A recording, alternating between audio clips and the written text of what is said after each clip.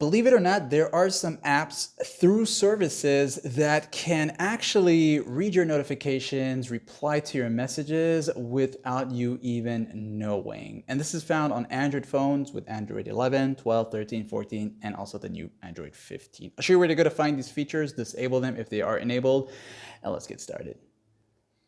Whether you're using Motorola phone, Samsung phone, OnePlus phone, Pixel phones, or did I say phone? Anyways, use a quick access here and go into the settings toggle right there, this settings icon right here. Once in this section here, I want you now to go all the way to the part that says apps. So go down to the apps section. Every Android phone has a section that says apps.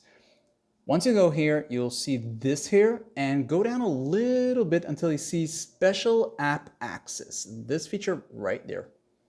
Once you're in this section here, you're going to see a whole bunch of different other options that'll probably throw you into craziness. But I want you to go to where it says device and app notifications, this one right here.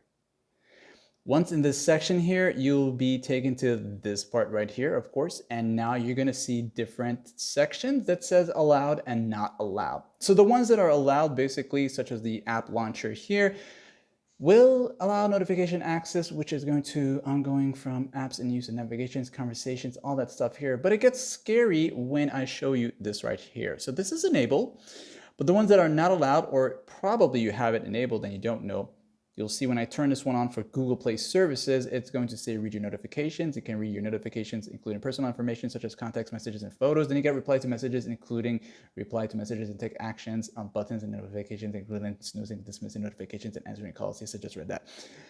So with all that said and done, if you don't want your services doing any of that stuff here, go ahead and disable it. Maybe Moto G app launcher. You don't need to do all that stuff. Perhaps for those of you who do use the Auto Android or Android Auto, go ahead and leave that one on just for safety's sakes. But if you want to really be on a private side, turn them off all. And of course, you can come back and turn these on and give time like it zips.